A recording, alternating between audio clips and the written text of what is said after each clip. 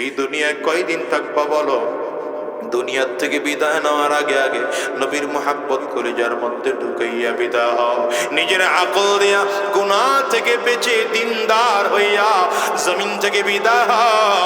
ওই আবু বকর সিদ্দিকের মতো মুসলমান হও, ওমর ফারুকের মতো মুসলমান হও। ফিরআউন মার্কা মুসলমান হইও না, আবু জাহল মার্কা মুসলমান হইও না, উতবা শাইবা মার্কা মুসলমান হইও না। আল্লাহ তোমার আমার মধ্যে আকল দিয়েছে, এই আকল দেয়া শুধু দুনিয়ায় চলবে এজন্য না, বরঞ্চ আকল দিয়ে জান্নাতের রাস্তা চলার জন্য আল্লাহ আকল দিয়েছেন। আকল দিয়ে জান্নাত কামাই করার জন্য আল্লাহ তাআলা আকল দিয়েছেন। এই জন্য সাবধান, দুনিয়ার তালে পড়ে আমার মালিককে বলে যেও না, আখিরাত বলে যেও না, ইসলাম বলে যেও না। আজকের ময়দান থেকে ওয়াদা করে বের হও, বাজান রে কয়দিন এই দুনিয়া থাকবা বলো? আজ আসি আগামীকালকে দুনিয়া থাকবো এমন কোনো গ্যারান্টি নেই, ঠিক না বেঠিক? আওয়াজ করে বলেন বাজান। এই দুনিয়া তো আসার সিরিয়াল আছে, আমি তো প্রায় বলি, যাওয়ার কিন্তু কোনো সিরিয়াল নাই। এই দুনিয়া আগে দাদা আসে, তারপরে বাবা, তারপরে সন্তান। যাওয়ার সময় এমন হয় দাদা দুনিয়া থাকে, নাতি জমিন থেকে বিদায় হয়, বাবা দুনিয়া থাকে, সন্তান জমিন থেকে বিদায় হয়। এমন হয় কি হয় না? একটু আওয়াজ করে চিল্লায় বলে এ বাজান রে, এই মজলিসে আমার মতো মা নাই এমন কে কে আছেন? হাতটা উঁচা করে। বাবা নাই কার কার? আপনারা হাত উঁচা করে দেখান একটু। আমার যুবকেরা দেখো, মা হারা মানুষদের পরিস্থিতি কেমন হয়, বাবা হারা মানুষগুলোর চোখ দুইটা কেমন করে লাল হয়। যেমন করে তোমার ঘরে মা না, যেমন করে তোমার ঘরে বাবা নাই, এমন একটা দিন আসবে যেদিন তুমি আর আমিও জমিন থেকে বিদায় হয়ে যাব। এমন একটা দিন আসবে মা আর বাবার মতো অন্ধকার কবরের যাত্রী তুমি আর আমিও হব। এমন একটা দিন আসবে যেই দিন তোমার আমার মার বাবার মতো তোমাকে আমাকেও জমিন থেকে বিদায় হওয়া লাগবে। এই দুনিয়ার বাড়ি করার জন্য কত পরিকল্পনা করলা, দুনিয়ার টাকা পয়সা করার জন্য কত পরিকল্পনা করলা, বাজান এগুলো কোনোটাই থাকবে না, সব ছেড়ে চলে যাওয়া লাগবে। এই দেখো তো তোমার বাড়িটা করার জন্য কত প্ল্যান তোমার ছিল, রড কোন কোম্পানির কিনবা, সিমেন্টটা কোন কোম্পানির কিনা হবে, ইঞ্জিনিয়ারকে দিয়ে কত সুন্দর করে ডিজাইন করাও, কিন্তু একবারের জন্য ফিকির করেছো বাজান রে এমন একটা সময় এই জমিনের মধ্যে আসবে, বাড়ি বাড়ির জায়গা পড়ে থাকবে, সন্তান বাড়ি ঘর নিয়া বড় ব্যস্ত হয়ে যাবে, তুমি আর আমি অন্ধকার কবরের যাত্রী। এই জন্য অনুরোধ করে যাই রে বাজান, আজকের ময়দানটার মধ্যে যারা এসেছ ওয়াদা করে বিদায় হও। আল্লাহ পাকের দেওয়া আকল দিয়া কোরআনের পথে চলবো। যদি কোরআন না বুঝি, নবী যেভাবে বুঝিয়ে গিয়েছেন আমরাও সেইভাবে চলবো। হারাম রাস্তায় কদম বাড়াবো না, শয়তানি রাস্তায় কদম বাড়াবো না, গুনাহের রাস্তায় কদম বাড়াবো না। যতদিন আল্লাহর এই জমিনে বেঁচে থাকবো দ্বীনের পথে চলবো। আল্লাহ কারা কারা তৈয়ার আছো বাজার? দুইটা হাত উঁচা করে ওয়াদা করে আমার আল্লাহকে দেখাও। আল্লাহ পাকের কাছে ডাক দাও না, চিৎকার করে আল্লাহ। চোখের পানিগুলো ফেলে ফেলে আমার মালিক রে জোরে ডাকো না, আল্লাহ আয় আল্লাহ। সব মানুষগুলো মিলে হাত উঁচু করে লাও, ওয়াদা করলাম আর হারাম রাস্তায় কদম বাড়াবো না, শয়তানি রাস্তায় কদম বাড়াবো না, গুনাহের রাস্তায় কদম বাড়াবো না, দ্বীনের পথে চলবো, কোরআনের পথে চলবো, ইসলামের পথে চলবো। আল্লাহ তুমি কবুল করে নাও, কবুল করে নাও, কবুল করে নাও। জবান খুলে বলো আমিন, আওয়াজ দিয়ে চিৎকার করে বলো আল্লাহুম্মা আমিন। ওয়াল্লাযী বা'আসা ফিল উম্মিয়িনা রাসূলা, হুয়াল্লাযী বা'আসা ফিল উম্মিয়িনা রাসূলাম মিনহুম ইয়াতলু আলাইহিম আয়াতিহি ওয়া ইউযাক্কিহিম ওয়া ইউআল্লিমুহুমুল কিতাবা ওয়াল হিকমা ওয়া ইন কানূ মিন ক্বাবলু লাফি যালালিম মুবিন।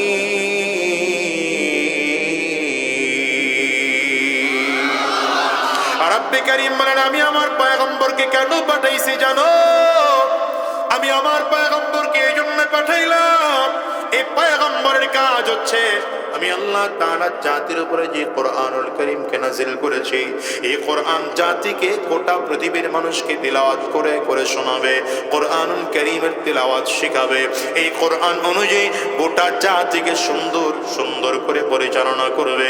মুসলমান রে, রাসূলুল্লাহ সাল্লাল্লাহু আলাইহি ওয়াসাল্লামের সাহাবায়ে কেরামদের দিকে তাকাও। যেই সাহাবায়ে কেরাম এক একজন ছিলেন জন্মসূত্রে জাহান্নামের আসামি, সেই সাহাবায়ে কেরাম আমার নবীর হাতে হাত দিয়া কালিমা পড়ে মুসলমান হইয়া কোরআন অনুযায়ী জিন্দেগি যাপন করার কারণে এত দাম, দুনিয়াতে থাকা অবস্থায় জান্নাতের সার্টিফিকেট পেয়ে সাহাবায়ে কেরাম বিদায়। আবু বকর সিদ্দিক ছিলেন জাহান্নামের আসামি, ওমর ফারুক রাদিয়াল্লাহু আনহু ছিলেন জন্মসূত্রে জাহান্নামের আসামি। কত বড় অপরাধী ওমর জানো? কালিমা পড়ার আগে হযরত ওমর ফারুক রাদিয়াল্লাহু আনহু তরবারি খোলা তরবারি নিয়ে রওনা হয়েছিল পয়গম্বর আরবের দরবারে আমার নবীকে জমিন থেকে বিদায় করে দিবে।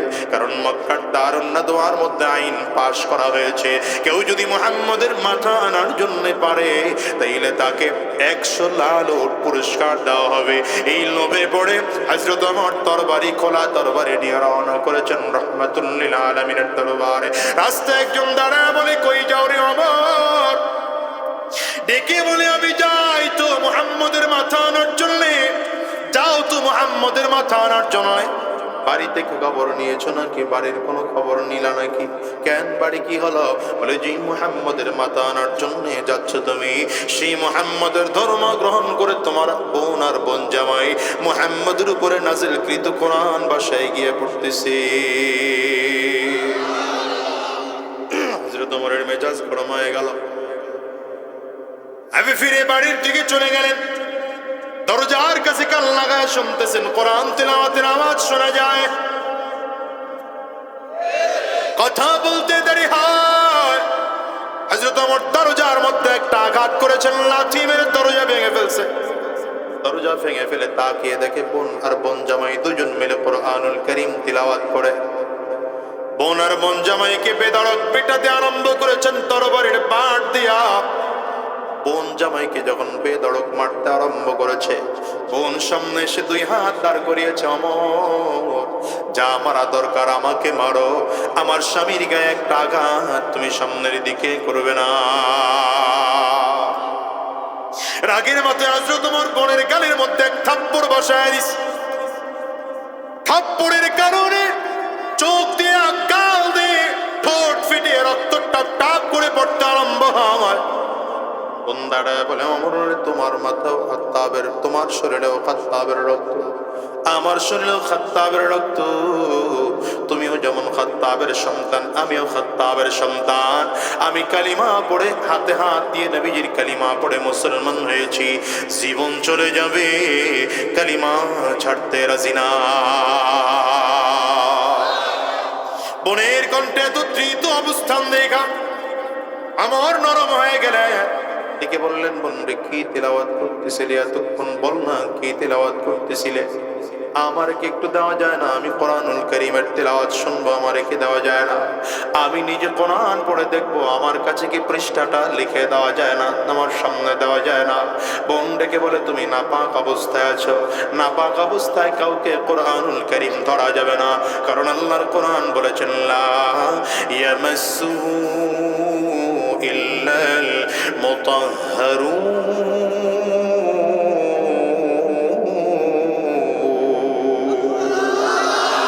হযরত ওমর বলেন, তাইলে আমি কি করব বলো? কেমন করে আমি কোরআন পড়তে পারি? আমারে বুদ্ধি শিখিয়ে দাও। বোন আর বোন জামাই বলছে, তাইলে তোমাকে আগে গোসল করতে হবে, পাক পবিত্র হতে হবে। ইসলামের বিধান মেনে পাক পবিত্র হইয়া পবিত্র কাপড় পরিধান করে এখানে বসে যাও, কোরআনুল কারীমের পৃষ্ঠা তোমার সামনে দেওয়া হবে। হযরত ওমরের দিলটা নরম হয়ে গেল। কোরআনুল কারীমের পদ্ধতি অনুযায়ী গোসল করে আসলেন, পাক পবিত্র হইয়া কোরআনের পৃষ্ঠাটা হাতের মধ্যে নিয়ে পড়তে আরম্ভ করেছে। এমন করে করে হযরত ওমর পড়তেছে, পৃষ্ঠার মধ্যে লেখা আছে, ইন্নানি আনা আল্লাহ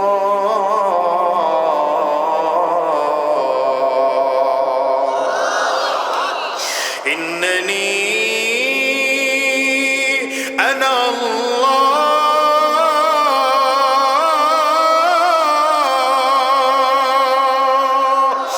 লা ইলাহা ইল্লা আনা ফা'বুদনি ওয়া আকিমিস সালাতা লিযিকরি।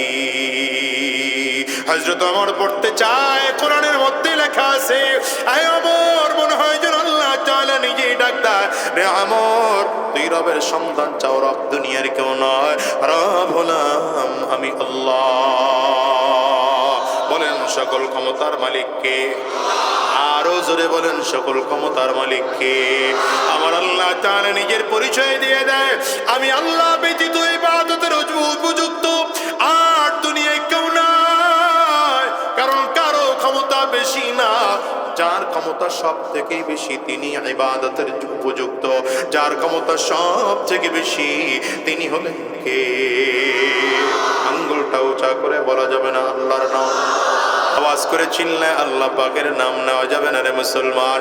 দেখেন তো, আমরা দুনিয়ার যত মানুষ আছি, আমাদের ক্ষমতা কম, আমাদের ক্ষমতা সীমিত, আমাদের সম্পদ সীমিত। কথা কয়, এই দুনিয়ায় যত গাড়িওয়ালা, বাড়িওয়ালা, টাকাওয়ালা, ক্ষমতাওয়ালা, সব মানুষগুলোর থেকে হিসাব মিলিয়ে মিলিয়ে দেখে, যত টাকাওয়ালা মানুষগুলো আছে একজন আরেকজনের মুখাপেক্ষী।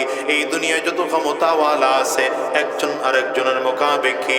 আমি তো মাঝে মাঝে উদাহরণ দিয়ে বলি, আপনাদের রাস্তার মধ্যে একজন ব্যক্তি 10 কাঠা জায়গার উপরে 10 তলা বাড়ি নির্মাণ করলো। স্যানিটারি মিস্ত্রির কাজ কমপ্লিট হয়ে গেল, ইলেকট্রিক মিস্ত্রির কাজ কমপ্লিট হয়ে গেল, রাজমিস্ত্রির কাজ কমপ্লিট হয়ে গেল, সব ক্লিয়ার হয়ে গেল। কিন্তু এই লাইনের, বাড়ির মূল লাইনের একটা ছোট্ট স্যানিটারি পাইপ সংযোগ দেওয়া বাকি আছে। হয়তো পাইপের দাম মাত্র 500 টাকা, আর যেই মিস্ত্রি সংযোগ দিবে এই মিস্ত্রির মজুরি হয়তো 500 টাকা। মাত্র 1000 টাকার জন্য 10 তলা বিশাল বাড়িটার বসবাস করা অনুপযোগী হয়ে আছে। আল্লাহ তাআলা বুঝাইলেন, রে গোলাম, যত টাকা পয়সার মালিক হও না কেন, কোটি কোটি টাকার মালিক হতে পারো, কিন্তু এই যে স্যানিটারি মিস্ত্রির একমাত্র 500 টাকা, 1000 টাকা মজুরি দেনেওয়ালা ব্যক্তি, ওই মানুষটার মুখাপেক্ষী করে আমি আল্লাহ তোমারে বানাইলাম। আপনাদের এলাকার মধ্যে যদি কোনো শিল্পপতি ঢুকে, ঢাকায় থাকে লোকটা, হয়তো 5 কোটি 6 কোটি টাকা দিয়ে গাড়ি কিনছে, বাজারও গাড়ি নিয়ে ঢুকছে, প্যারাডো গাড়ি নিয়ে ঢুকছে। এই রাস্তা দিয়ে ঢোকার যাওয়ার সময় ছোট্ট একটা লোহা ঢুকে চাকাটা পাঞ্চার হয়ে গেল। বলেন তো এই 5 কোটি টাকার গাড়ি চালিয়ে ঢাকায় যেতে পারবে নাকি? কেন পারবে না? মাত্র 5 টাকার হাওয়া নাই। ওই রাস্তার পাশে যেই মানুষটা হাওয়ার দোকান নিয়ে বসছে, ওই মানুষটার কাছ থেকে মাত্র 5 টাকা বা 10 টাকার হাওয়ার জন্য 5 কোটি টাকার গাড়িটা আজকে অচল হয়ে গেল। আল্লাহ বুঝাইলেন, গোলাম রে, তোমরা দুনিয়ার যত মানুষ আছো, আমি আল্লাহ সব মানুষগুলোকে মুখাপেক্ষী করে বানাইলাম। মুখাপেক্ষী ছাড়া কেউ যদি গোটা দুনিয়া থাকে, সে হলাম আমি আল্লাহ। বলেন কে? হ্যাঁ মুসলমান রে, আমরা নেতা যারা আছেন তারাও মুখাপেক্ষী। মানুষের ভোট পাইলে ক্ষমতায় যাইতে পারে, ভোট না পাইলে ক্ষমতায় থাকতে পারে না। হয়তো বলবেন, হুজুর এই যে এত বছর তো ক্ষমতায় ছিল। আমি বলবো, না না, যদিও পাবলিক ভোট দেয়নি, কিন্তু নিজস্ব কিছু মানুষ ছিল যারা পাবলিকের ভোট নিজ দায়িত্বে দিয়ে দিয়েছে। কথা হয় না? আপনাদের এলাকায় মনে হয় হয় নাই, আমাদের বরিশালে হয়েছে। হ্যাঁ, ভোট কেন্দ্রের বারান্দায় বারান্দায় চাচি ঘুরে, যুবক একজন দাঁড়ায় বলে, চাচি ভোট কেন্দ্রে গিয়ে লাভ নাই কেন? বলে ভোট দেওয়া হয়ে গেছে। আপনারটাও দিয়ে ফেলাইছে, চাচারটাও দিয়ে ফেলাইছে। চাচি দাঁড়ায় দাঁড়ায় কান্না করে, বাবা রে, তোর চাচায় যে সে ভোট দিয়ে গেল, গা আমার জানাইল। 5 বছর আগে স্বামীটা মারা গেল, কবরে গেল গা। 5 বছর পরে যে কবর থেকে ওইটাই তাজা ভোটটা দিয়ে গেল গা, আমার জানাইলে তো স্বামীর সাথে দেখা হয়েছে। হ্যাঁ, এই জন্য বলি, দুনিয়ার যত মানুষ সব মানুষগুলোকে আল্লাহ তাআলা মুখাপেক্ষী করে বানিয়েছেন। মুখাপেক্ষী নন, তিনি একজন, বলেন তিনি কে?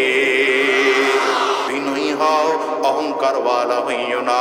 বিনয়ী হও, অহংকারওয়ালা হইও না। আল্লাহ তাআলা অহংকারীকে পছন্দ করেন না, বিনয়ীকে আল্লাহ তাআলা পছন্দ করেন। বিনয়ের সিনার মধ্যে আল্লাহ তাআলা ইমাম দেন, অহংকারীর মধ্যে আল্লাহ তাআলা ইমাম দেন না। ফিরআউন অহংকারী ছিল, নমরুদ অহংকারী ছিল, কারুন অহংকারী ছিল, সাদ্দাদ অহংকারী ছিল, আবু লাহাব অহংকারী ছিল, উতবা সাহেব অহংকারী ছিল। আল্লাহ ওদের সিনার মধ্যে ইমাম দেন নাই। কিন্তু আবু বকর, উমর, উসমান, আলী রাদিয়াল্লাহু আনহুম এত বিনয়ী, নবীর সামনে দাঁড়া দাঁড়া নবীর কথার উপরে আওয়াজ করে কথা পর্যন্ত বলতেন না। এই জন্য তাদেরকে আল্লাহ তাআলা এত দাম বাড়িয়েছে। গোটা পৃথিবীর মানুষের যা দাম, আবু বকর সিদ্দিকের একারই তাই দাম। অথচ দুনিয়ার জিন্দেগি কত নরমাল। ফিরআউনের জীবনের দিকে তাকান, হারুন, সাদ্দাদ, কারুনের দিকে তাকান, এদের অবস্থা কত কঠিন অবস্থা ছিল। আবু বকর সিদ্দিক রাদিয়াল্লাহু আনহুর দিকে তাকান, ছোট একটা ঘরের মধ্যে বসবাস করতেন। সর্বোপরি তোমার আমার নবী সরওয়ারে দু আলম জনাবে মুহাম্মদুর রাসূলুল্লাহ সাল্লাল্লাহু আলাইহি ওয়াসাল্লাম ছোট ছোট কয়েকটা ঘরের মধ্যে 9 জন বিবিকে নিয়ে থাকতেন। দুনিয়ার আরামায়েশ আমার নবীর ছিল না।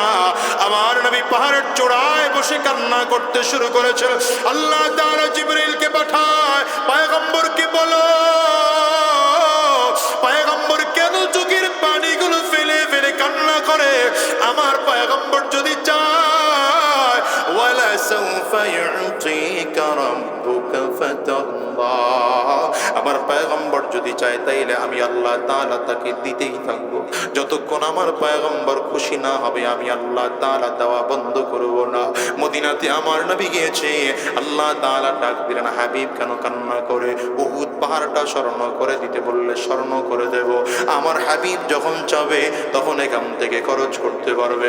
নবী আমার জিবরিল আমিনকে লক্ষ্য করে করে বলেন, আল্লাহুম্মা আহয়িনি মিসকিনা ওয়া আমিতনি মিসকিনা ওয়াহশুরনি ফি জুমারাতিল মাসাকিন। আয় আল্লাহ, আমি বড় লোক হয়ে বাঁচতে চাই না, গরীব হয়ে বাঁচতে চাই, মিসকিন হয়ে বাঁচতে চাই। আল্লাহ, আমি গরীব হয়ে বাঁচবো।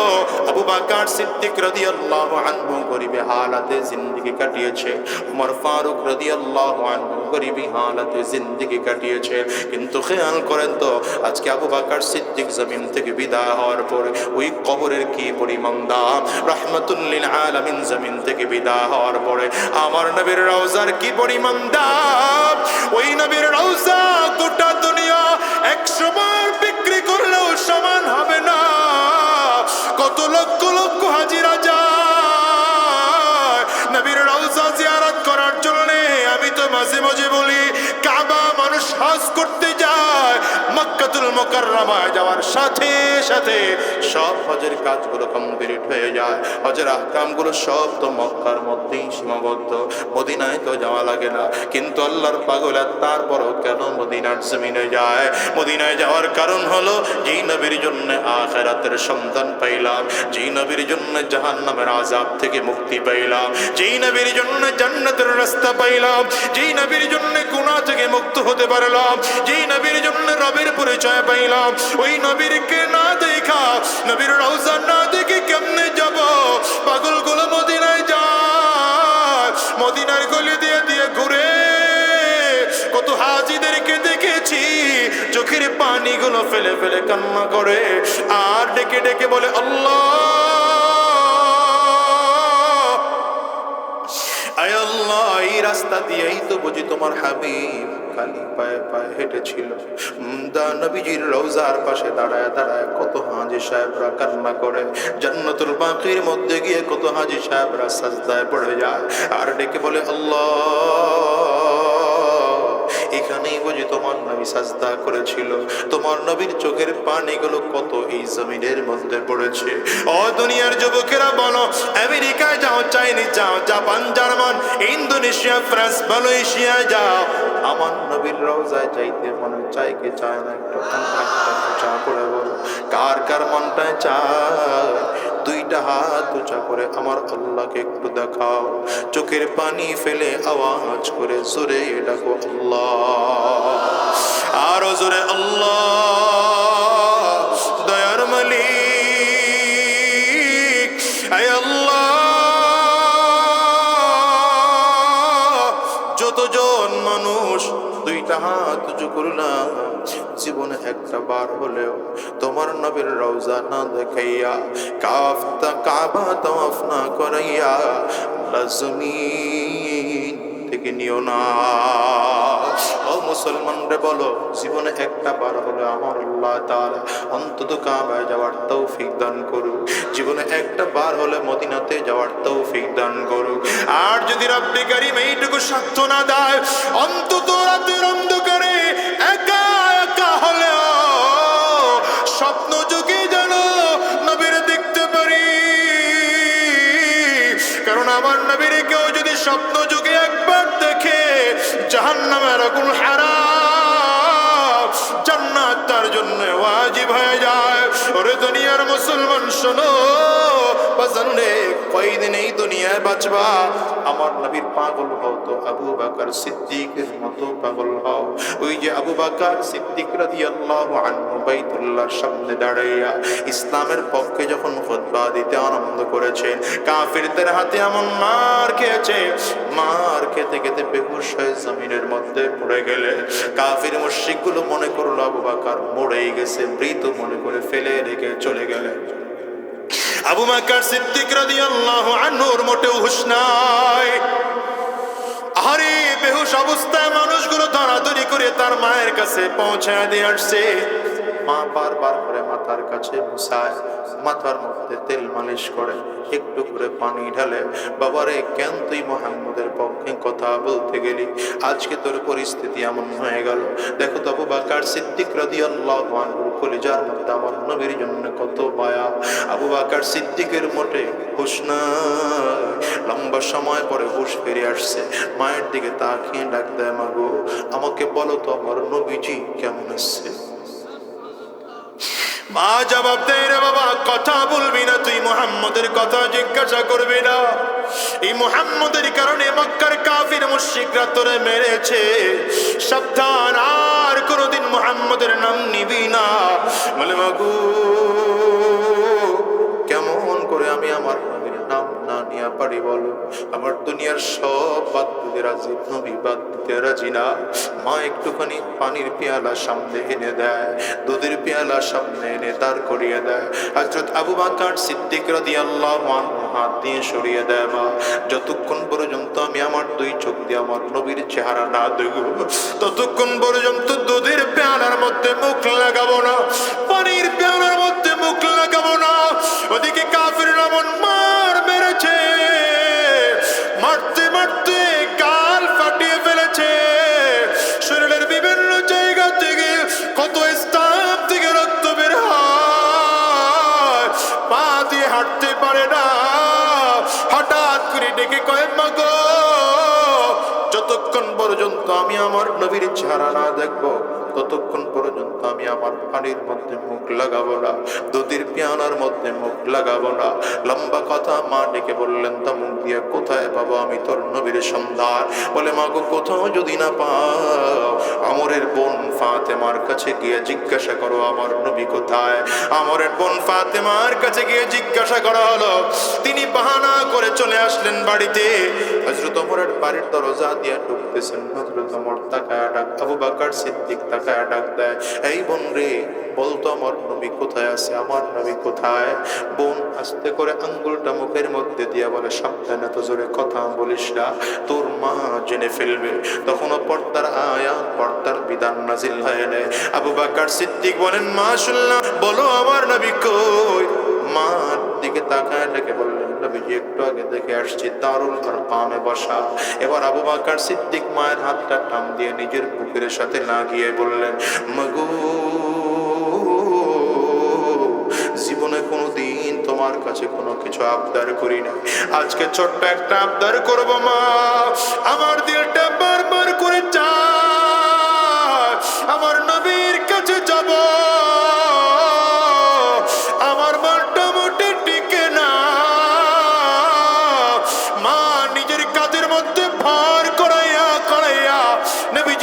থেকে নিয়ে আনা হয়।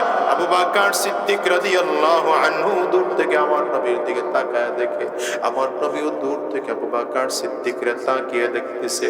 কাফিররা এমন মার মেরেছে, কপাল থেকে রক্ত বের হয়, ঠোঁট ফেটে রক্ত বের হয়, শরীরের বিভিন্ন জায়গা থেকে আবু বকর সিদ্দিকের রক্তগুলো টপ টপ করে বের হয়, পুরো কাপড়টা ভিজে গিয়েছে।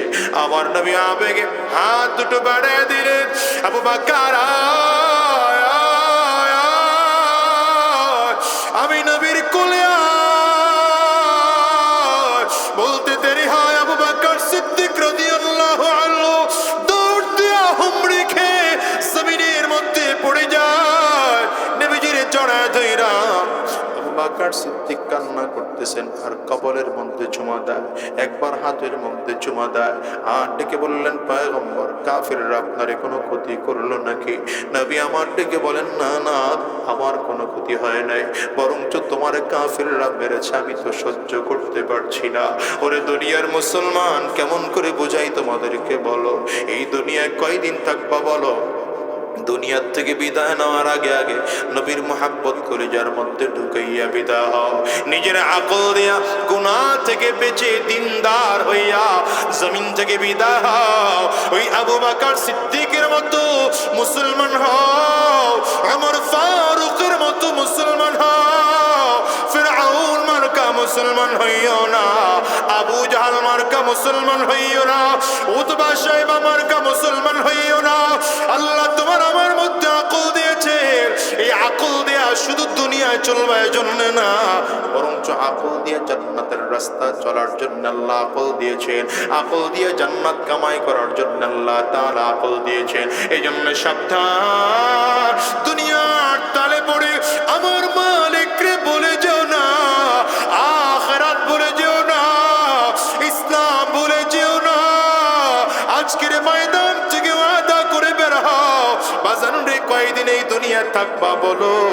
আজ আসি আগামীকালকে দুনিয়া থাকবা এমন কোনো গ্যারান্টি নাই, ঠিক না বেঠিক? আওয়াজ করে বলেন বাজান। এই দুনিয়া তো আসার সিরিয়াল আছে, আমি তো প্রায় বলি, যাওয়ার কিন্তু কোনো সিরিয়াল নাই। এই দুনিয়া আগে দাদা আসে, তারপরে বাবা, তারপরে সন্তান। যাওয়ার সময় এমন হয় দাদা দুনিয়া থাকে, নাতি জমিন থেকে বিদায় হয়, বাবা দুনিয়া থাকে, সন্তান জমিন থেকে বিদায় হয়। এমন হয় কি হয় না? একটু আওয়াজ করে চিল্লায় বলে, এ বাজান রে, এই মজলিসে আমার মতো মা নাই এমন কে কে আছেন? হাতটা উঁচা করে।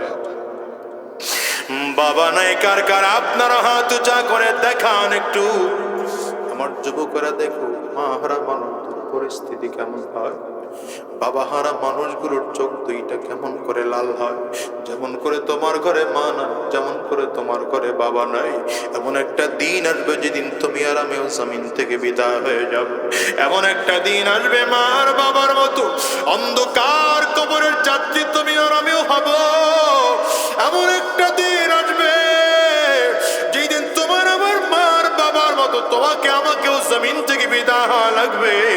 এই দুনিয়ার বাড়ি করার জন্য কত পরিকল্পনা করলা, দুনিয়ার টাকা পয়সা করার জন্য কত পরিকল্পনা করলা, বাজান এগুলো কোনোটাই থাকবে না, সব ছেড়ে চলে যাওয়া লাগবে। এই দেখো তো, তোমার বাড়িটা করার জন্য কত প্ল্যান তোমার ছিল, রড কোন কোম্পানির কিনবা, সিমেন্টটা কোন কোম্পানির কিনা হবে, ইঞ্জিনিয়ারকে দিয়ে কত সুন্দর করে ডিজাইন করাও, কিন্তু একবারের জন্য ফিকির করেছ বাজান রে, এমন একটা সময় এই জমিনের মধ্যে আসবে, বাড়ি বাড়ির জায়গা পড়ে থাকবে, সন্তান বাড়ি ঘর নিয়া বড় ব্যস্ত হয়ে যাবে, তুমি আর আমি অন্ধকার কবরের যাত্রী। এই জন্য অনুরোধ করে যাই রে বাজান, আজকের ময়দানটার মধ্যে যারা এসেছ, ওয়াদা করে বিদায় হও, আল্লাহ পাকের দেওয়া আকল দিয়া কোরআনের পথে চলবো। যদি কোরআন না বুঝি, নবী যেভাবে বুঝিয়ে গিয়েছেন আমরাও সেইভাবে চলবো। হারাম রাস্তায় কদম বাড়াবো না, শয়তানি রাস্তায় কদম বাড়াবো না, গুনাহের রাস্তায় কদম বাড়াবো না। যতদিন আল্লাহর এই জমিনে বেঁচে থাকবো, দ্বীনের পথে চলবো। আল্লাহ কারা কারা তৈয়ার আছো বাজার? দুইটা হাত উঁচা করে ওয়াদা করে আমার আল্লাহকে দেখাও। আল্লাহ পাকের কাছে ডাক দাও না, চিৎকার করে আল্লাহ। চোখের পানিগুলো ফেলে ফেলে আমার মালিক রে জোরে ডাকো না আল্লাহ।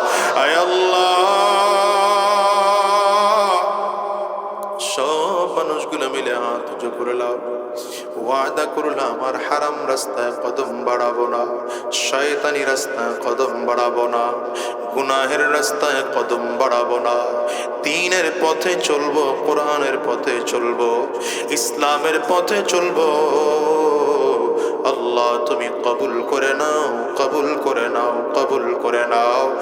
জবান খুলে বলো আমিন, আওয়াজ দিয়ে চিৎকার করে বলো আল্লাহুম্মা আমিন। হাতগুলো নামানো আমার বাজান। যে কথা বুঝাতে চেয়েছি এতক্ষণ ধরে, আল্লাহ তাআলা আমাদেরকে যদিও গুনাহের শক্তি দিয়ে পাঠিয়েছেন, কিন্তু আল্লাহ তাআলা সাথে সাথে আকলও দিয়েছেন। এজন্য সাবধান, আকল দিয়ে দ্বীনের পথে চলবো, কোরআনের পথে চলবো। আবু বকর ওয়ালা হয়ে জমিন থেকে বিদায় হব, আমার ফারুকের মতো ইমানদার হয়ে জমিন থেকে বিদায় হব।